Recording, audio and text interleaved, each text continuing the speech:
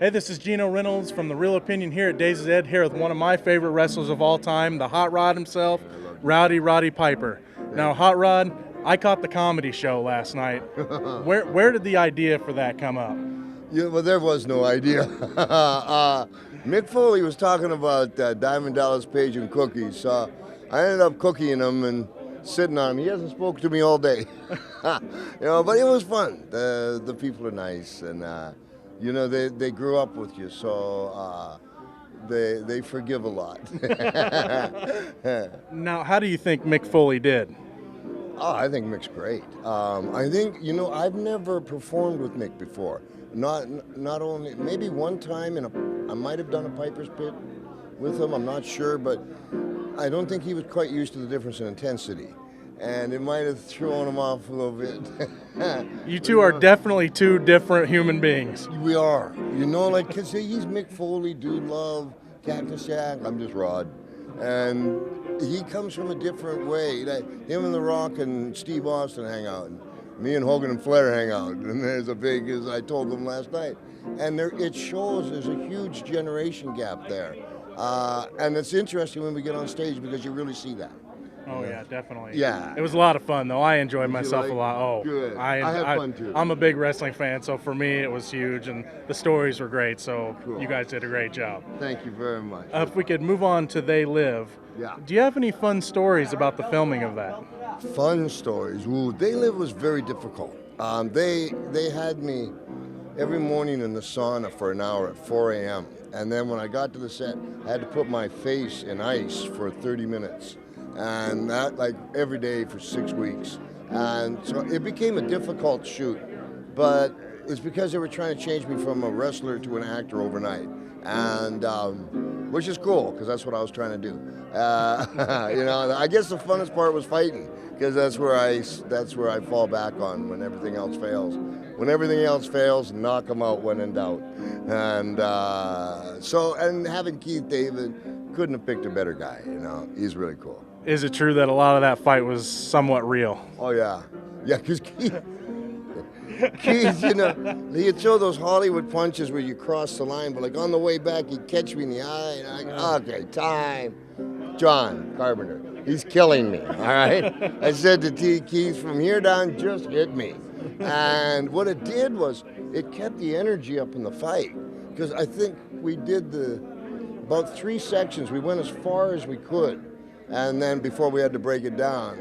And it was cool because it gave a whole new opening to fight scenes for television and movies. And I think that fight scene from They Live is in the Guinness Book of World Records for the longest fight scene in cinema history. It's one of the top 10, I think. Well, check it out. Be sure. Definitely one of my favorites. Are you surprised by the cult classic status of They Live? Yeah. It's just, they just came out on Blu-ray maybe 5-6 days ago, and they're now writing a new one. And it's the whole thing underlying theme of They Live was Reaganomics. And, it's political, and the strife that we're having now in the country, people believe that the movie's coming true. And there's a lot of people that live by it. And, obey, consume. Just saw Mitt and Obama going back and forth. Interchangeable heads. I think that people in America are starting to catch on. That's why podcasts are becoming so popular, is because they're unproduced. And people are tired of having so much bomb, bomb, bomb in your face. So and there's generations that keep hooking into it. It's incredible. The lines just get longer. Did I just hear you say there's a remake of They Live in the works? Yeah, and it's being written. It's got a green light from Universal. The only thing I know about it is they don't have sunglasses in it, and I don't think they're going to put a fight in it. I can see why. You can't get 2 other guys that want to do that. Okay, last night Mick Foley talked about his WrestleMania moment, and I know you've had a lot of them. What would you consider your one big WrestleMania moment? WrestleMania moment. It's hard to beat the first one because there was no handbook for it. So that one stands out. I'll tell you the moment that stands out most for me is WrestleMania 3. And what happened was I'm ready to go out to the ring, and they had a cart to take us because the Pontiac Silverdome is a long way. And Vince McMahon's standing next to me. When the cart comes back, something happened, malfunction. But I'm ready to go, and Vince is going, wait, no. And I started running. And holy cow, 93,000 people stood to their feet. I guess I was the first guy to actually walk to the ring. I run, and they came unglued. And I never really looked at people when I got in the ring. I knew there was a mass of people out there, but that wasn't my job. My function was to wrestle, and it was part of what I did.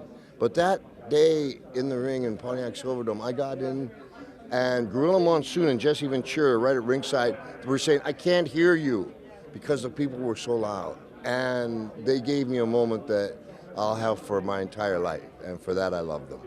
Okay, last night you and Mick Foley made a great tag team. Now, if you two are in the ring, how would that match go and who would win? Myself against Mick? Oh, I beat him. Yeah, I'm a whole different breed of cat. And Mick Foley's a wonderful man, a great dad, very courageous. I cheat. He has weaknesses? Oh, yeah. Yeah, I spotted him last night. As I'm sitting on him with throwing cookies on him. Not me. I wouldn't let you do that to me. Cookies and F-bombs. Yeah. Mick swears a lot. I hate it myself. But one last question. Sure. What do you have going on now besides the Rod Pod? Holy cow. I'm doing a show on Fox, Channel 12 and KPTV in Portland, Oregon, called Portland Wrestling Uncut, trying to show a whole different way that wrestling's presented, and very real from the aspect of showing the athletes behind the scenes, who they really are, and coming out. I'm doing that, and I'm maybe going to do another movie. They're talking to me about The Expendables. I don't know. We'll see. That would be awesome. Yeah, give me someone who can fight. Give me Jet Li. Yeah. All right, Hot Rod, big moment for me. Thank you very much for your time. You were very patient. All right, thank you, sir. And the pleasure's mine. Thank you, sir. I appreciate it. betcha. This has been Geno Reynolds from The Real Opinion. Until next time.